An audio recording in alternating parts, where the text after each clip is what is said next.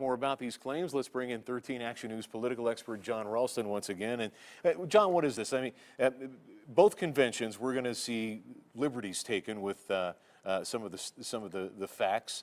Is that just politics? It is, Steve, but in this case, it's interesting in those two examples. It's a classic example. The Republicans have a lot of fodder with Hillary Clinton, especially on the email scandal. Christie talked about that. There's some real problems there. The FBI director, while he recommended not indicting her, pointed out essentially that she had misled, that she hadn't followed the rules. That's fine, but the stuff on Assad is completely taken out of context. Now, playing the gender card, I actually think that's legitimate because she does talk about that very often, about playing the gender card, thing about salaries in her office. Again, why choose something like that? Hillary Clinton has changed her position. She's elided on certain issues, as most politicians do. But this is what happens in politics, especially political conventions are the true laboratory for totally overplaying your hand. And that's what they did in that case. It'll happen at the Democratic convention, too. Of course it will.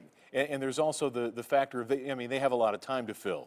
So they're going to bring up some things that they are hoping strike a chord with certain people, I guess, because they have the time to do it. It's one of the rare cases in politics where you're after a little bit more than the 15-second soundbite. Well, it's interesting, too, because I would say with Hillary Clinton, the problem for the Republicans is this.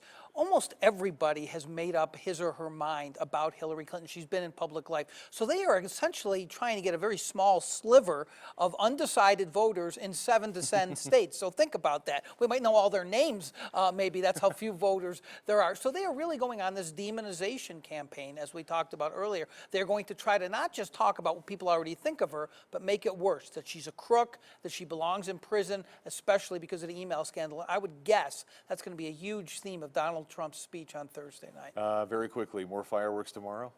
Without a doubt, we'll have more fireworks. It's the Republican convention. That was a rhetorical question. Yes, exactly right. All right. Otherwise, I wouldn't have to come in, right? I know, right?